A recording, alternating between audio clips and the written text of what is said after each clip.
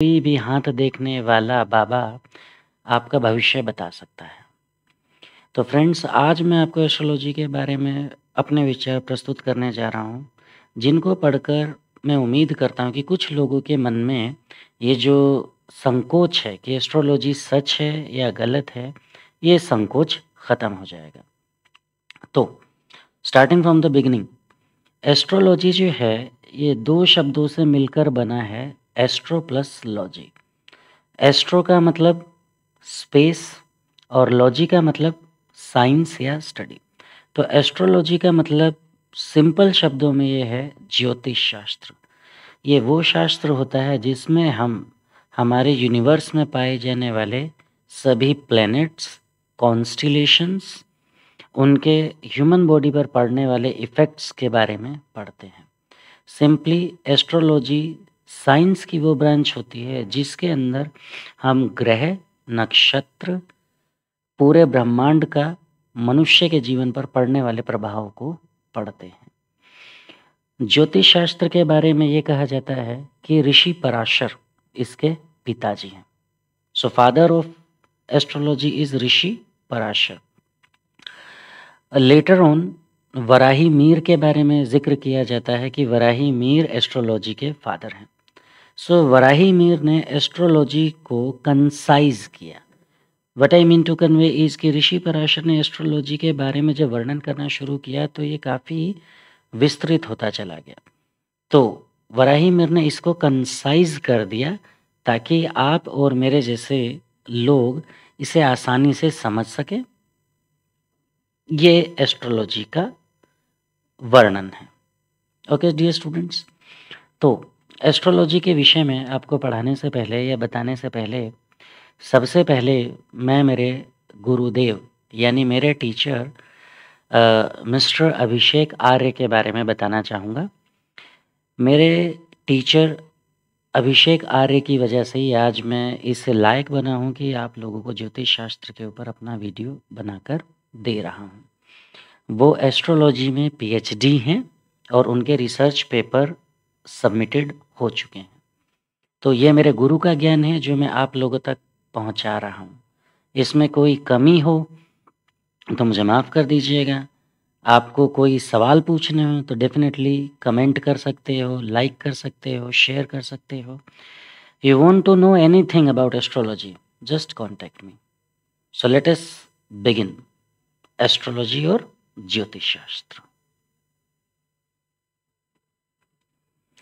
ज्योतिष शास्त्र में पढ़ाने के लिए ये आपकी विषय तालिका है कि हम बेसिकली ज्योतिष शास्त्र में किन किन सब्जेक्ट्स के बारे में किन किन टॉपिक्स को कवर करेंगे। सबसे पहले पार्ट नंबर 1 जिसमें हम सभी प्लैनेट्स के परिचय यानी इंट्रोडक्शन को समझेंगे। तो इन सभी प्लैनेट्स को हम पार्ट 1 के अंदर पढ़ेंगे। सूर्य परिचय, चंद्रमा परिचय, मंगल परिचय, बुध परिचय, गुरु परिचय, शुक्र परिचय, शनि परिचय, राहु परिचय और केतु परिचय। दूसरे पार्ट के अंदर हम नक्षत्र यानी कॉन्स्टिलेशंस उनका इंट्रोडक्शन पढ़ेंगे। इन नक्षत्र के स्वामी कौन है उनके बारे में पढ़ेंगे। तीसरे पार्ट के अंदर हम पढ़ेंगे कि राशि क्या होती है, ज़ोडिएक जिसको कहते हैं हम। तो राशि का परिचय क्या होता है, राशि के स्वामी का परिचय क्या होता है। चौथे पार्ट में हम कुंडली के बारे में पढ़ेंगे कि कैसे कुंडली बनाई जाती है और कैसे कुंडली का निर्माण किया जा सकता है। पांचवें पार्ट में हम पढ़ेंगे कि कुंडली के अंदर पाए जाने वाले विभिन्न भाव कौन से हैं, उन भाव का क्या मतलब है, उन भाव के स्वामी यानी भावेश का क्या परिचय है। छठे पार्ट में हम पढ़ेंगे कारक परिचय। सातवें में मैत्री शत्रु परिचय। यहाँ पर मैत्री शत्रु परिचय का मतलब ये है कि किस पर्टिकुलर प्लैनेट का कौन कौन से प्लैनेट मित्र होते हैं और कौन कौन से प्लैनेट उसके शत्रु होते हैं। तो इसे मैत्री शत्रु परिचय कहते हैं। फिर 8वें चैप्टर के अंदर हम पढ़ेंगे कि ज्योतिष के विविध नियम कौन कौन से हैं। 9वें पाठ में हम पढ़ेंगे कि दशा परिचय क्या होती है, जिसके अंदर महादशा, अंतरदशा, विंशोत्तरी दशा ये सब आती हैं।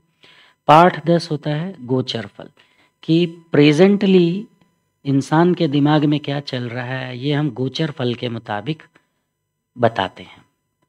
ओके स्टूडेंट्स, तो सबसे पहला आता है ज्योतिष शास्त्र का वर्णन। ज्योतिष शास्त्र के 3 विभाग हैं या 3 क्लासिफिकेशन है। पहला गणित ज्योतिष, दूसरा होरा शास्त्र और तीसरा फलित ज्योतिष। गणित ज्योतिष में बेसिकली हम गणित संबंधी गणनाओं के आधार पर किसी भी शुभ या अशुभ घटना का पूर्वांकलन करते हैं। तो गणित ज्योतिष is all about mathematical calculations, जिनकी मदद से हम कोई शुभ मुहूर्त निकालते हैं, कोई काम करने से पहले शुभ समय निकालते हैं, या कौन से समय में हमको किस कार्य को नहीं करना चाहिए, ये सब हम गणित ज्योतिष के अंतर्गत पढ़ते हैं। होरा शास्त्र, तो बेसिकली स्टूडेंट्स हम लोगों का मेन फोकस रहेगा होरा शास्त्र के ही ऊपर। तो होरा शास्त्र क्या होता है? 24 घंटे की अवधि को 2 भागों में बांटा जाता है, जिसमें 12 घंटे का दिन होता है और 12 घंटे का रात होती है। 24 घंटे के दिन और रात मिलाकर हमारा एक पूरा दिन बनते हैं। दिन को संस्कृत में अहोय कहते हैं और रात को संस्कृत में हम रात्रि कहते हैं।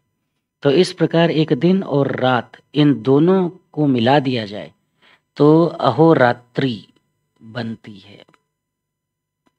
अब इस अहोरात्रि में से अगर हम आगे का अ और पीछे का त्र हटा दें तो होरा संक्षिप्ति बनेगी, इसलिए इसे हम होरा शास्त्र कहते हैं। इसका दूसरा नाम जातक शास्त्र है। जातक बेसिकली हम उसे कहते हैं जिसका हम भविष्य या वर्तमान या उसका भूतकाल बताते हैं। सिंपल शब्दों में जिस इंसान की कुंडली हम पढ़ रहे हैं, अध्ययन कर रहे हैं, उसी को हम जातक कहेंगे। तो होरा शास्त्र का दूसरा नाम जातक शास्त्र भी है, जिसमें हम किसी भी जातक के शुभ अशुभ का अध्ययन करते हैं। फलित ज्योतिष, फलित ज्योतिष का दूसरा नाम संहिता या संकलन ज्योतिष भी होता है, क्योंकि इसके अंदर बेसिकली हम ज्योतिष के नियमों को पढ़ते हैं और उन नियमों से किस तरीके से हम किसी की भी कुंडली का शुभ अशुभ वर्णन कर सकते हैं, इसके बारे में बताते हैं। ओके स्टूडेंट्स, इनके अलावा ज्योतिष के और भी कई विभाग हैं जिनको अलग अलग नामों से जाना जाता है, जैसे नाड़ी शास्त्र। नाड़ी शास्त्र साउथ इंडिया में काफ़ी पॉपुलर है।